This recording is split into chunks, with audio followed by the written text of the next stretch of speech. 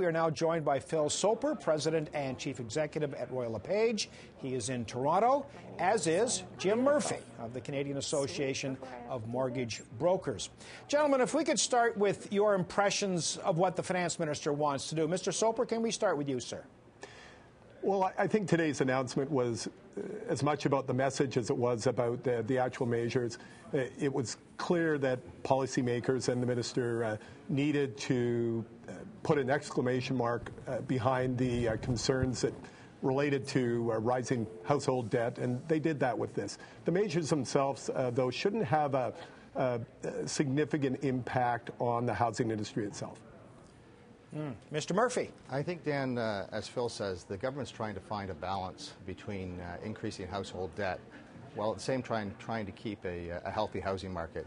The real estate market's very important in Canada. This is the third time the minister has made changes on mortgage insurance.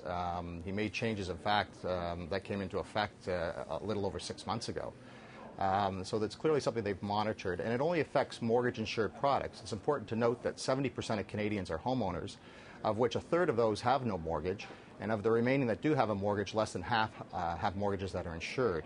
So he's clearly concerned about the household debt, as you said, but he's trying to find balancing act here in terms of the overall health of the economy, the jobs that are associated with the real estate and housing market. And so some of the changes he announced today, 2 of the 3 are very targeted towards refinancing. One of them deals with the origination of mortgages, which is the amortization issue. Mr. Murphy, if I can ask this of you, because you seem to have all the numbers, we're going to look at these items one at a time. Lowering the maximum amortization from 35 years to 30. How big a deal is that? How many Canadians go the distance, 35 years? In terms of overall percentages, in terms of our most recent research at CAMP, about 8% of all mortgages that are outstanding in the country are 35 years. We would have preferred that the government kept 35-year amortizations, but said that you had to qualify at a lower amortization rate. 30 years, which the government has maintained, or a 25-year amortization rate. That way, Canadians have choice and options available. I think it's important to note that not all people who have a longer amortization necessarily use it for qualification purposes. There are other people who take a longer amortization because they want to have financial options in terms of payments on other things, other debts, contributing to a child's education savings plan, of their own retirement saving plan. So this will reduce those options, and we would have preferred the government to look at that, and we hope when the economy strengthens that they'll review this option. Mr. Soper, you said in your broad strokes, looking at what Mr. Flaherty wants to do, you didn't think it was going to affect the housing market too much.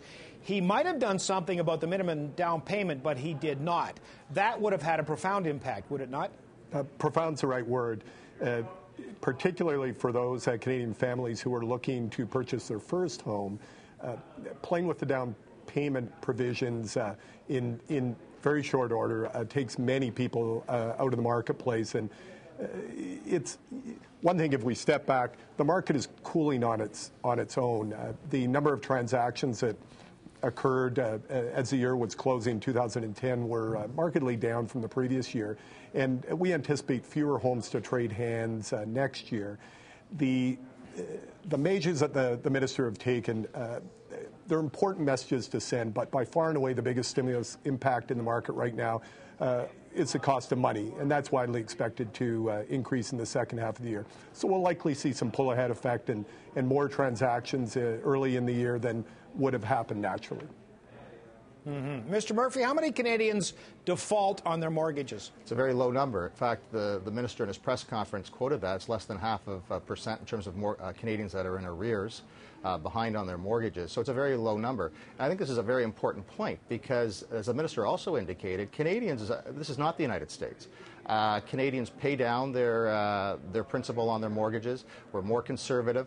90% of Canadians have at least 10% equity in their home. This is very much unlike the United States, where upwards of 20% have mortgages that are actually worth more than the value of their property. So we're in a very different situation. And I think the point that Phil made is a very important one also, which is that interest rates will start rising in the second part of this year. So you're going to have further changes on the mortgage insurance side, coupled at a time when interest rates are rising, and this will affect the real estate market, which is already cooling. So I think the government, as I said earlier, had to really strike a balance here to be targeted.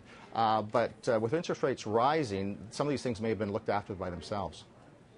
Yeah, and for refinancing, point number 2 from Mr. Flaherty, if I go to my lender to renew, I cannot get 90% of the value of my home anymore. I can only get a maximum of 85%. What are the implications of that? This is also an important measure that's targeted towards. The minister made a comment this morning at his press conference that he didn't think mortgage insurance and the financial guarantee that Canadian taxpayers provide should go towards the purchase of properties and not necessarily refinancing or home equity lines of credit, which he's removed altogether. Last April, when the government made other changes to mortgage insurance, he went to 90% in terms of refinance. So the bottom line is people will be able to take out less in terms of equity in their home, people to finance other things. And that's not necessarily a bad thing when Canadians do that, because sometimes they're doing that to pay down debt which is higher, for example, credit card debt. Mr. Soper, did you want in on that? Well, you know, one of the subtle changes that was impacted last year with the changes were made in the spring and today with the change in the amount of money that can be refinanced in a home is it will probably take some real estate speculators out of the market. They're not a subsegment of the market, the home flippers, if you will, that we think does the economy nor the housing market any good, and so they seem to be prudent changes as well. Sir, as we know, in terms of real estate, there are an awful lot of regional differences in this country. Do you think there will be regional differences in the impact of what the minister is proposing here? The most sensitive areas in the country are those that have the poorest records of affordability, and always the most sensitive area for that is the Lower Mainland of British Columbia. So people simply spend more of their disposable income on homes there. And when there are changes, they tend to have a bigger impact. So I'd say BC could see some changes. But the dramatic changes here, unless there's misconception, and there was broad misconception around the introduction of the HST in both Ontario and British Columbia, and there could be around this as well. Unless there's misconception, it shouldn't take a significant number of transactions off the table. People should still get the financing they need to get the homes they've been working towards. There's certainly, Dan. And Mr. Murphy, yeah, go ahead. I was just going to comment on that. High-cost centres in the country obviously have a larger impact, and that's particularly the Lower Mainland, as Phil said, and also the GTA. So Vancouver has the highest housing prices. BC in general, they have the highest mortgages in the country. So whenever you bring about changes, they have a significant impact in British Columbia and in the Greater Toronto area. That's why, for example, I think one of the reasons why they hesitated about raising the down payment, because that would just require so much more. You'd really close the home ownership market to a lot of first-time buyers. And I don't think that, first of all, we think home ownership is a good policy. Responsible home ownership is a responsible and a good policy. But I don't think politically, with the government going into an election, that they necessarily wanted to deal with that issue. And that would have had, as Phil said, a very significant impact, perhaps the most significant impact.